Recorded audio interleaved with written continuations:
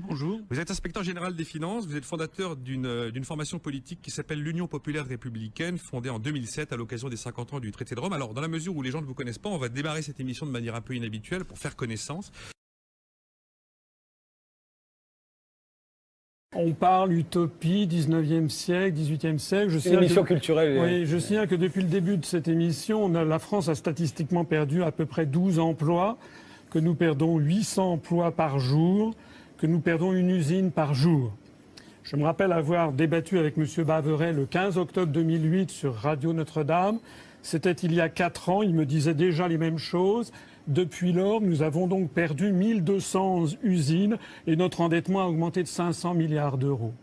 Donc la question qu'il faudrait quand même se poser, c'est qu'est-ce qui se passe? Et c'est ça que les Français se posent, qu'est-ce qu'il se passe? Vous avez un parcours de premier de la classe, vous êtes passé par HEC, par l'ENA, vous avez fréquenté des cabinets ministériels à Bercy, au Quai d'Orsay, vous avez rejoint un temps Pasqua au sein du Rassemblement pour la France, vous êtes aujourd'hui donc haut fonctionnaire à Bercy et vous le dites avec une liberté de parole totale, dans la mesure où vous avez atteint le plus haut grade possible dans l'administration. Est-ce que le portrait que je viens de faire de vous, dans votre mouvement, est fidèle? Oui, c'est globalement fidèle, absolument. De gauche, alors c'est vraiment malvenu que de penser que l'UPR est un front d'extrême droite, clairement non. Je pense aux Français, à la France, aux Français, je suis patriote, voilà. Ce qu'il se passe, c'est que nous avons perdu tous les moyens pour protéger nos emplois. Il y a un article qui s'appelle l'article 63 du traité sur le fonctionnement de l'Union européenne qui interdit toute restriction aux échanges de capitaux, de marchandises et de services et donc qui notamment est le feu vert généralisé pour les délocalisations. Alors Monsieur Montebourg en est réduit à faire des moulinets, puisqu'il y a cet article 63 qui lui interdit d'interdire aux entreprises de délocaliser.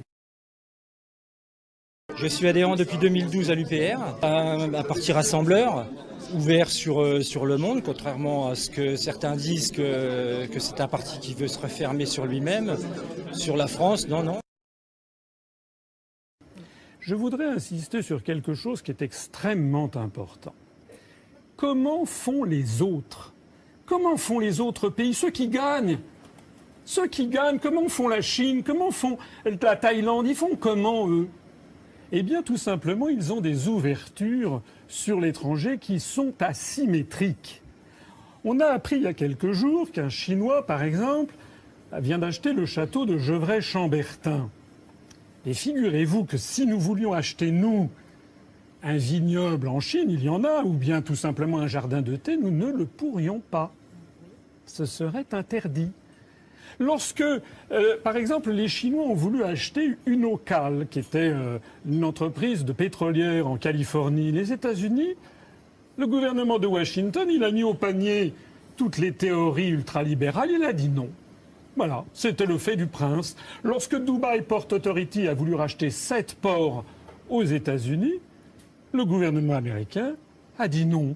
Voilà, seulement nous, si par exemple en ce moment Qatar fait ses achats en France, l'Émirat de Qatar, mais si nous voulons acheter des terres dans l'Émirat de Qatar, nous ne le pourrions pas. Alors tout ceci, ça veut dire quoi? Ça veut dire qu'il y a une asymétrie et que les pays qui gagnent n'ont pas accepté les mêmes conditions de concurrence totalement déloyale dans laquelle sont plongés les pays de l'Europe du fait des traités européens et notamment, j'insiste, l'article 63 du traité sur le fonctionnement de l'Union européenne. Il y en a bien d'autres. Je suis adhérent depuis décembre 2015. Les arguments qui m'ont convaincu sont certainement celles du rassemblement pour un retour à la démocratie, véritablement.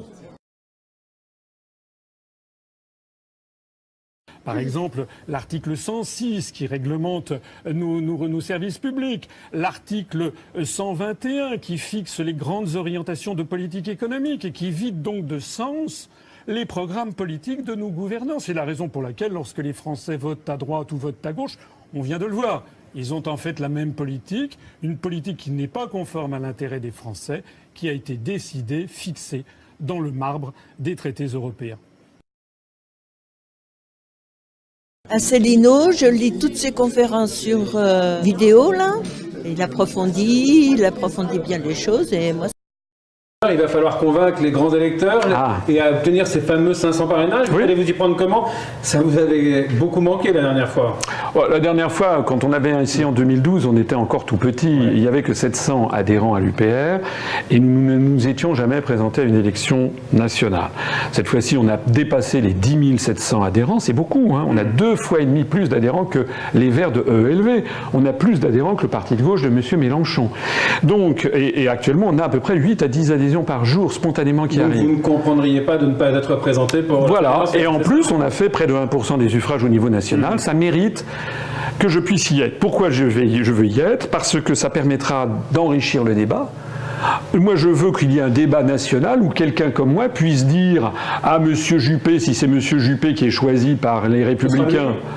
Écoutez, tous les grands médias lui cirent les pompes. Bon, peut-être à Monsieur Hollande, peut-être à Madame Le Pen qui dit, elle, constamment une chose et son contraire sur l'Europe, mais qui, le fonds de commerce du Front National, c'est le racisme, la xénophobie, ce qui est le contraire exact de nous, puisque nous voulons rouvrir la France sur le monde. Eh bien, je veux dire à tous ces les mettre devant, les obliger à débattre devant les Français. Hein, voilà. Par exemple, les maires. Les maires, actuellement, ils voient la dotation globale de fonctionnement versée par l'État diminuer drastiquement. Moins 30% dans toutes les petites communes de France. Et ben moi, je vais expliquer aux maires, moi et puis les gens qui cherchent avec moi des parrainages, nous allons expliquer aux maires d'où vient cette coupe. La coupe, c'est toujours à la demande de Bruxelles, mais au même moment, ces coupes sur l'ensemble des communes de France, ça va rapporter une économie de 3 milliards d'euros. Alors qu'au même moment, on laisse 9 milliards d'euros, je le disais tout à l'heure, de plus à l'Union européenne. Asselineau, vous pensez que ça évite les manœuvres que c'est... Non, enfin je crois d'abord il faudrait revenir peut-être sur une définition des mots dont on parle. Vous avez commencé en disant que j'étais un petit candidat. Pourquoi je serais un petit candidat ? Il se trouve que j'ai une expérience. J'ai une expérience professionnelle, par exemple, qui m'a mené dans les allées du pouvoir, dans un certain nombre de cabinets ministériels sous Balladur et sous Juppé. J'ai préparé des voyages présidentiels à très haut niveau. J'ai été reçu avec Jacques Chirac chez le président chinois Jiang Zemin. J'ai serré la main de Jean-Paul II. J'ai déjeuné avec Nelson Mandela. Et vous étiez candidat en 2012, mais vous n'avez pas eu vos signatures. J'ai beaucoup plus d'expérience que M. Hollande, qui n'était qu'un apparatchik du Parti socialiste. Moi, M. Hollande est un tout petit candidat, même du point de vue intellectuel d'ailleurs. Donc, qu'est-ce qui décide que c'est un petit candidat? Un petit candidat, c'est en fait quelqu'un qui n'appartient pas aux 2 ou 3 grands partis politiques qui sont constamment promus dans les médias.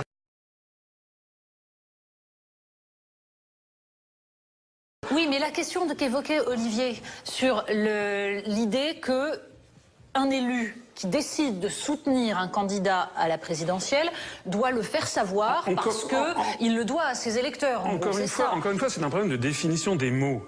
À l'origine, il ne s'agit pas, d'ailleurs, c'est pas un parrainage. Officiellement, pour le Conseil constitutionnel, c'est la présentation d'un candidat. Et ce système a été débattu en 1962. On en trouve d'ailleurs la trace dans le livre « C'était de Gaulle » d'Alain Perfit. Et il s'agissait à l'époque d'écarter les candidats fantaisistes. Tout le monde parlait au Conseil des ministres d'un fantaisiste de l'époque qui s'appelait Ferdinand Loppe. Voilà. Donc il s'agissait simplement... Qui voulait prolonger le boulevard Saint-Michel jusqu'à la mer. Absolument, qui voulait le prolonger. Voilà. Donc c'était de ça qu'il s'agit. Il ne s'agit en aucun cas, et ça a d'ailleurs été rappelé par le président de l'Association des maires de France en 2012, il ne s'agit pas d'un premier tour. On peut très bien avoir des maires qui apportent une présentation d'un candidat alors qu'ils ne votent pas pour lui. Moi, j'ai vu des maires qui sont des maires proches de ce qu'était auparavant le RPR, qui apportent leur parrainage aux candidats de lutte ouvrière et qui m'ont dit « jamais je ne voterai pour lui ». C'est pas une magouille, comme le disait Olivier, non, mais je ne dis pas, une manipulation. En fait, que voulait faire Charles de Gaulle avec la candidature à l'élection présidentielle? Il s'agissait de court-circuiter les partis. Il l'a dit expressément à Alain Perfit. Depuis lors, on voit que les partis politiques essaient de rétablir une espèce de partitocratie, de maintenir une emprise sur la politique française, ce qui est grave, parce que comme le disait Rafik tout à l'heure, en fait, la situation est de plus en plus grave quand vous allez sur le terrain. Les Français, il y a 80% des Français qui ne veulent plus voir les têtes politiques.